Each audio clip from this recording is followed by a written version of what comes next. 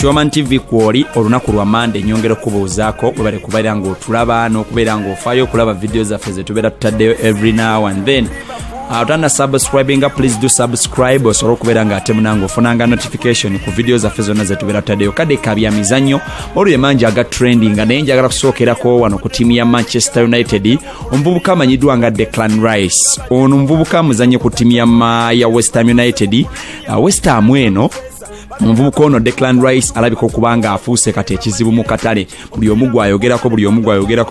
aliko. Declan Rice yani wa myaka 21 muvubuka mu Ngereza era nga abalirirwamu emiliyoni kumpi nga 7. Man U yeesowoddeyo okubanga eyagala kusayininga muvubuka ono okulaba nga efuna perfect replacement ey'omuvubuka amanyiddwa nga Nemanja Matic olw'ensonga nti wesaawa zino bajjawo Ander Herrera ate n'omuvubuka Paul Pogba alabika okubanga agenda kutambula muuko ate nga ne Nemanja Matic alabika okubanga akuliridde. Kakati baagala omuvubuka omuto asobola okubeera nga akola replacement ennungi. Declan Rice gwe batunuulidde Omungereza ono azanyira ku ttiimu ya West Ham mu myaka 21 wabula si yeyo kemutunuulidde ne Chelsea nayo egamba nti engeri yekiri nti ttiimu ya Real Madrid etunuulidde okubeera nga esayininga omuvubuka amanyiddwa nga N'Golo Kante ogenda ku ttiimu eri ya Real Madrid ku kisaawe kiri ekya Estadio Santiago Bernabeu. Kati Madrid okubanga eyagala N'Golo Kante, Chelsea egambye nti otyo kati N'Golo Kante baba wakugenda ani agenda okukuba waawo mu kinnya. Abaffe Chelsea tunulide nayo omuvubuka ono Declan Rice wonga ne ttiimu ya Arsenal nayo egamba nti omuvubuka ono Declan Rice bali badde oboolyawo bamulowooza ku omuvubuka ayinza okubeera nga ate munange adda mu bigere by'abasajja abaakubanga mu kinyawo nga ba Alexander Song Bilongo naye munange nayo Arsenal mugimanye ebyayeetera okubeera nga ate munange eramuza ne mala nebivaako. Declan Rice season eno akuba empira 30 alina assist 2 talina mu ggoolo yonna alina yellow cards 5 ate nga ku ttiimu y'Ebungereza abadde yakazanya emipiira giri 4 mirambirira. So tulinze tulabe Man U omuvubuka ono bamubaliramu emiliyoni nga 7 naye Man U labika eri wiringi okubeera nga ewaayo ensimbi ezo okubeera nga efuna omuvubuka ono Declan Rice singa Paul Pogba abawa kutambula mu kogenda ku ttiimu ya Barcelona oba Real Madrid oba Juventus kwezo club ezisinga okubeera nga ate munange zimwetaaga. Arsenal nayo munange tebatudde bagenda maaso n'okubeera nga ate banoonya ku bazanyi kubanga Arsenal ndabyeko nga omukulu Mikel Arteta alaka talina bwesimbu nga bwomanyi Arsenal nayo etera okubanga eramuza n'ekomawo ate nga ffenna tukimanyi bulungi nti omukulu Mikel Arteta abavubuka baayina on board balabika okubanga tebakola kimala lwansonga bw'oba oyina bano abazannyi ba Lucas Teira Mateo Gonduzi Granit Xhaka ndowoozamu konto omuvubuka ono Declan Rice bonna aba abasinga okuba mu kinnyawo. So tulinze tulabe speculations nga bwe zitambula anaagenda mu club ki byonna tulinze tulabe embeera nga bweyinza okubeera nga ate munange etambula. Ndabyeko omuzannyi Christian Pulisic ono omuzannyi ku ttiimu ya Chelsea winga avuddeyo n'anyumya emboozi ye omulundi gwe ogwasooka okutraininga ne ttiimu ya Chelsea agambye yalinnya bbaasi ya ttiimu ya Chelsea naye mu bazannyi bonna aba Chelsea tewali n'omu yamunyega yadde ekigambo abasinga nga balowooza tagenda na kusambira kweno ttiimu nga tebamumanyi na mumanya. Agambye nalinnya bbaasi okuva gye tubeera mpaka ogenda ku training ground naye nga tewali n'omu anfaako. Omuvubuka ono yava ku ttiimu ya Borussia Dortmund milioni 58 z'ensimbi ezamugulwabula oluvannyuma lw'okubanga yajja ku ttiimu ya Chelsea munanga akapiira agenze maaso n'okubeera nga akaprovinga nti akamanyi era y'omu ku ba Pennsylvania oba America abataddewo embeera ennungi. Abamu ku abavubuka Abamerika bendowooza nti batabu nnyo kubanga bw'oba olowoozamu ku Bamerika abasembayo okubeera nga basamba bulungi omupiira ndowooza ali Clinton Dempsey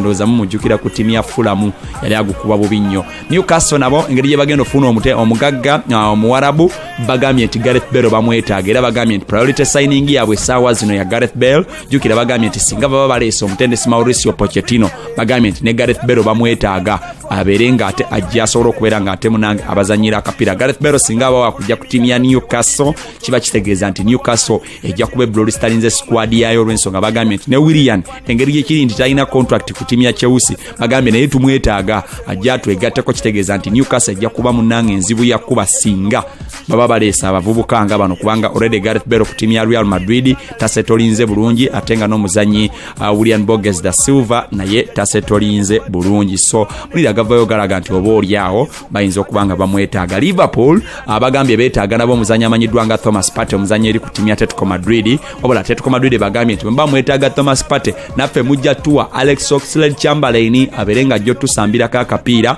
ku ttiimu eno ey'abannaffe aba Atletico Madrid. Wonga n'Arsenal ebadde yagala omuvubuka ono Chamberlain abeere nga akomawo ku ttiimu yaabwe naye Liverpool erabika okubanga egenda kubanga emuteeka eri ku ttiimu ya Atletico Madrid then Thomas Partey abeere nga ajja side eno. Chamberlain yakuba empiira 34 season eno ku timu ya Liverpool era kiba kitegeeza nti singa abawa kutambulamuko oboli awo timu eno ya Atletico Madrid yerabika okubanga egenda kumutwala kale ebintu ebitambula olunaku lwalo tugenda kubanga tumanya kyekigenda okubeera nga kisalwawo ku liigi na biki ebigenda okubeera nga bisalwawo ku Premier League engeri gyegenda okubeera nga ekubwamu so byonna olina okubeera nga obimanya wano ku Showerman TV so please do subscribe to our channel byonna osobola okubeera nga obimanya Mani omuzanyi wamwe Odion Igalo kirabika ebyokubanga asigala ku timu ya Mani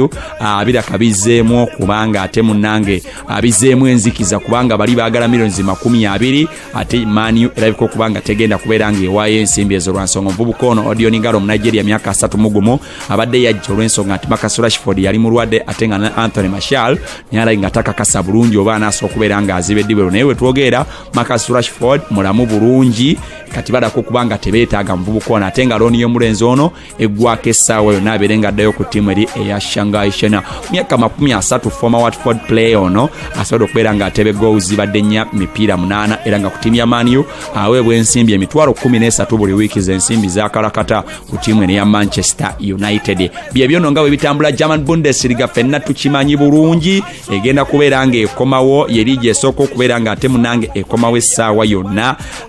era mbadde ndabako wano actually yeriigi egenda okusooka okukomawo mu mipiira gyonna egyali gyasirika mipiira gyonna gyali gyawumula naye German Bundesliga badako okubanga bo beesowoddeyo okubeera nga be bagenda okubanga basooka okusamba akapiira era bakonfaminga ne fixtures ne zibeera nga zafuluma mbadde njagadde nzikuyisizeemuuko osobole okubeera nga otegera kubanga German basalawo ne bagamba nti ng'ennaku z'omwezi 16 weekend eno gye tutandise wiiki eno emipiira gigenda kubanga giddamu Borussia Dortmund y'egyokusookawo mu ale kick-off ng'ekuba ttiimu ya Schalke 04 so nga te Augsburg egenda kubanga ezanya ne timu ya Wolfsburg VfL so nga te Fortuna Düsseldorf ejja kubezanya timu ya Paderborn then RB Rasenbau Sport Leipzig ejja kubezanya timu ya Freiburg so nga te 1899 Hoffenheim TSG egenda kubanga esamba timu ya Berlin then Eintracht Frankfurt bajja kuba basamba Borussia Mönchengladbach so nga ku Sunday wajja kubeerayo timu ya FC Cologne ejja kubezamba Mainz 05 so nga te Union Berlin ejja kubezamba timu ya Bayern Munich kweje empiira ejja kubeera nga agikuba ku weekend then ku Monday nakusemezi nga 18 May ajja kubeera Werder Bremen ne timu ya Bayer of Leverkusen bya mizanyo nze Showerman Segawa keep it Showerman TV please do subscribe and then click on the bell for the latest notification and of course abayina ebibuuzo bitekewo wansawo mu comments mwenaba nkomyewo n'ebyebizanyo yakubambi kuddamu wachibafuka bakabi mu lige ya skiru atabayina skiru bone balemwa Premier nesonyiwe ebigambo byamwe mpagira mupira